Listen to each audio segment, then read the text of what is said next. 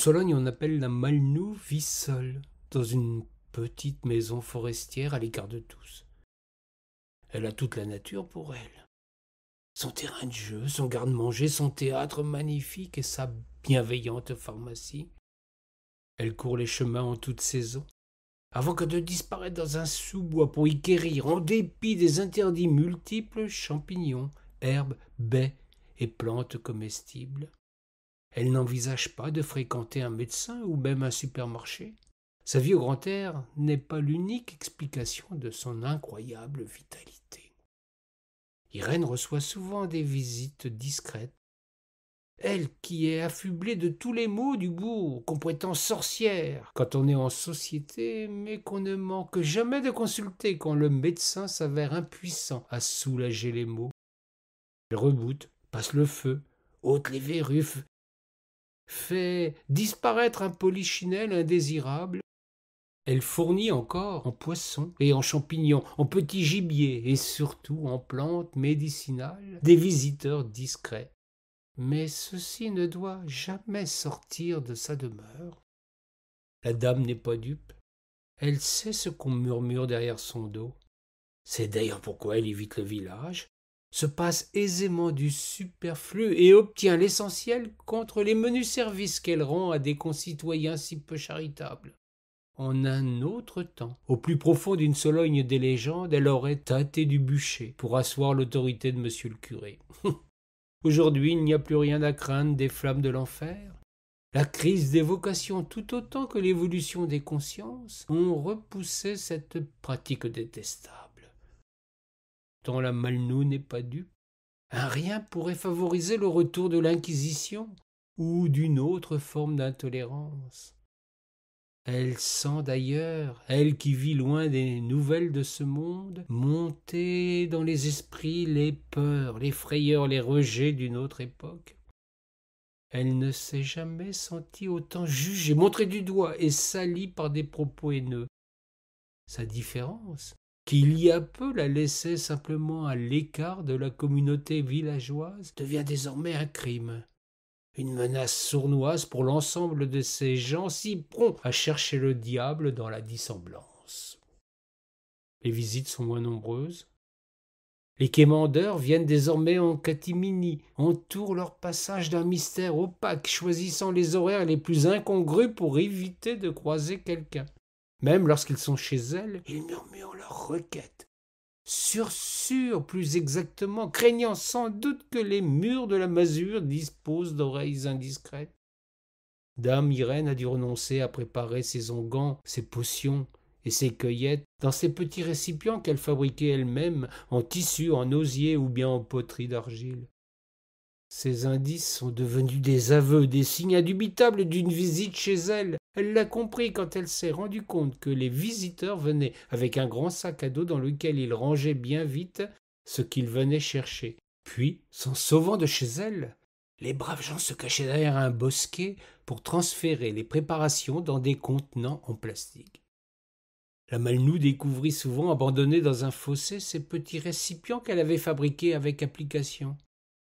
Elle leur demande désormais d'ouvrir leur sac et de sortir ce qu'ils ont prévu pour dissimuler leur honte de recourir à ses services. Elle rit sous cape de ses dernières dents devant tant de précautions.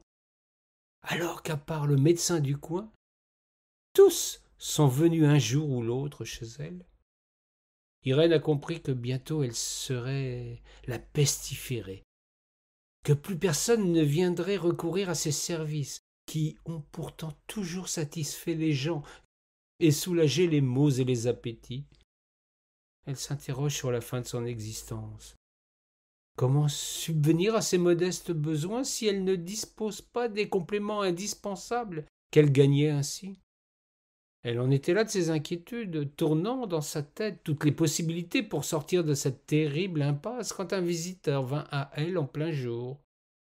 Il avait entendu parler de la dame, de ses merveilleux savoirs ancestraux, de ses multiples connaissances médicinales. Il avait une petite caméra sur lui.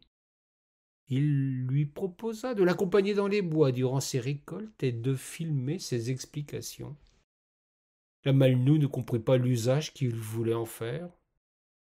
Le jeune homme lui parla d'une curieuse toile sur laquelle surfait.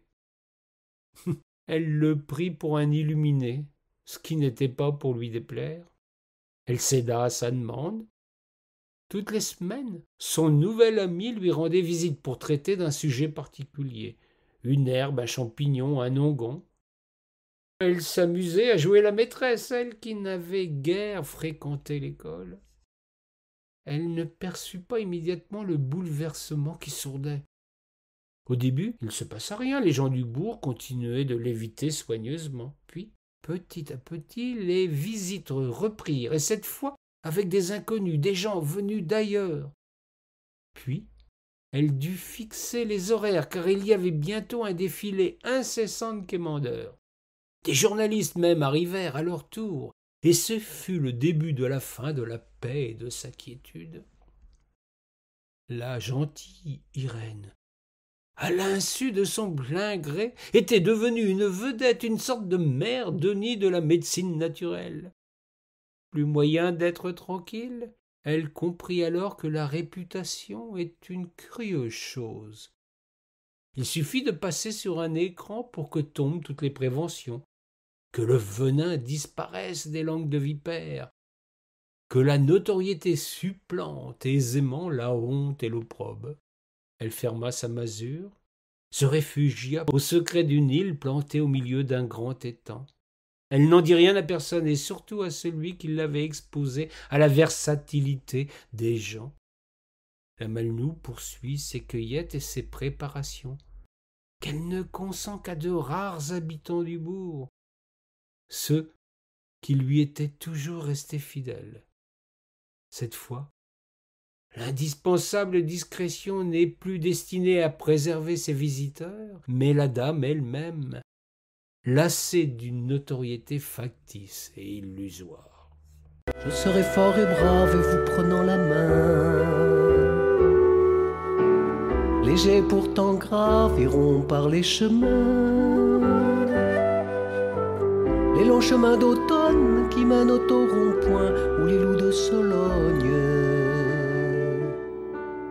viennent lécher nos mains.